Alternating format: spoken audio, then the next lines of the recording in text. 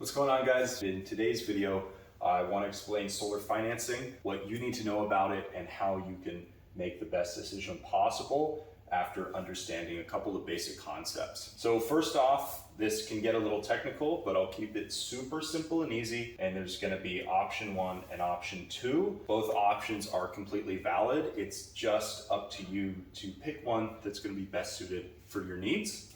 I'm going to start off, I'm going to go through the total investment or the total financed amount, the ITC total, which is after the tax credits have applied, the term monthly, post-tax credit monthly, and the year 15 remaining. In the first option here, this is a 399. This is sweet. And you might be saying, well, I don't want this 899.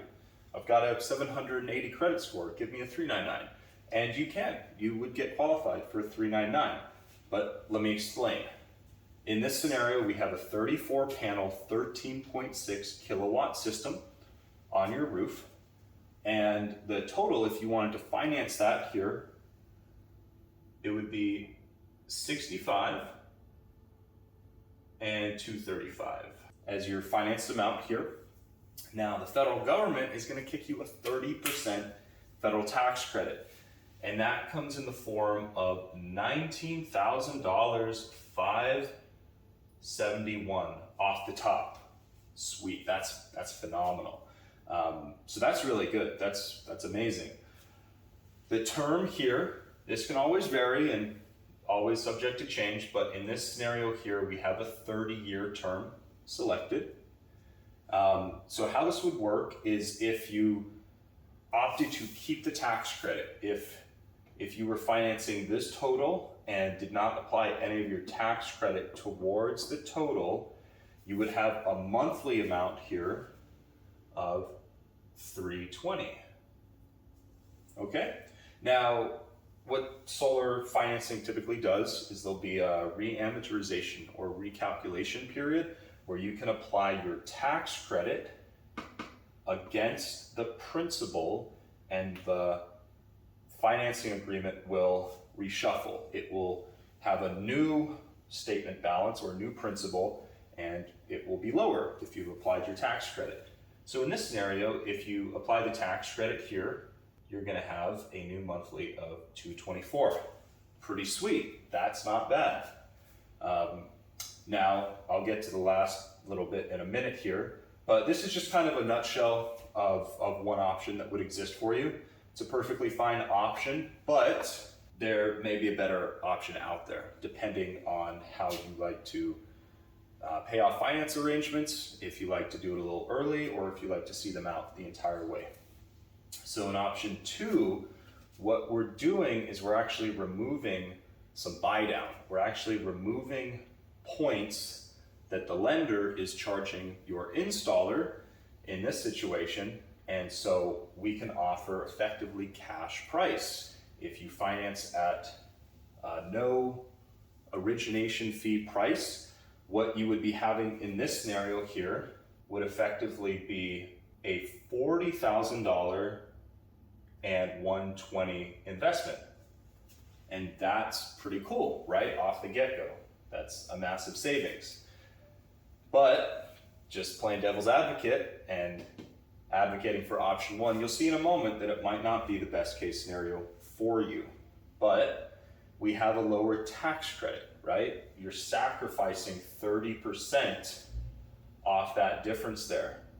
But $25,000 here will bring your tax credit down to 12, right?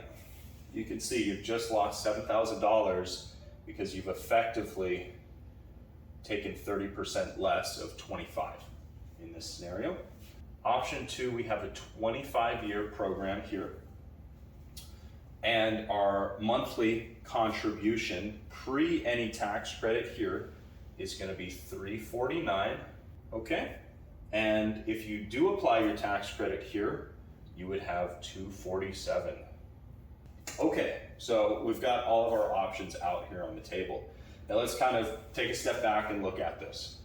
Okay, so there's some pros and cons with each, right? We can see right off the get-go, I'm technically saving some money up front. I do sacrifice a lower tax credit. I don't have the longest term, so that means it's stacked a little higher on the front end here. So this is it in a nutshell. But let's fast forward 15 years.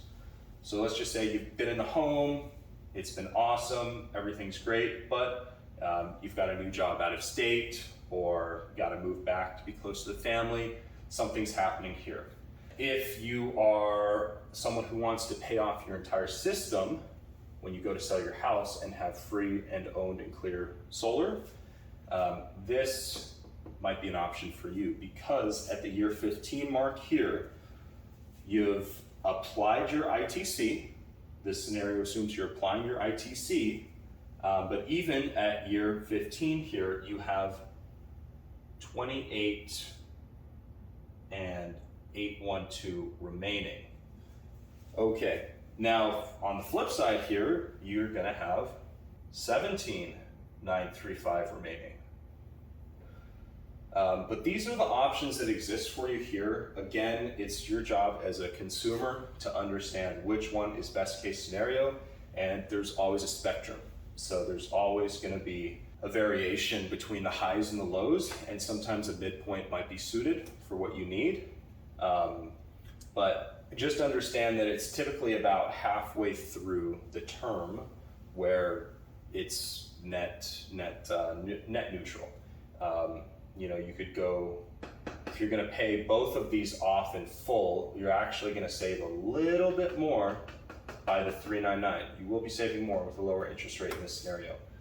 But if you're gonna pay this off early, then the 899 is by far the way to go here. Your advisor can run those full calculations for you as needed based on your scenario. Just have this in the back of your head as you understand how solar works, how solar financing works, and if you don't want to pay any origination fees or anything like that, always ask, do you offer cash purchase financing? So as always, I hope this has been helpful. Thank you so much. We'll talk to you guys in the next video.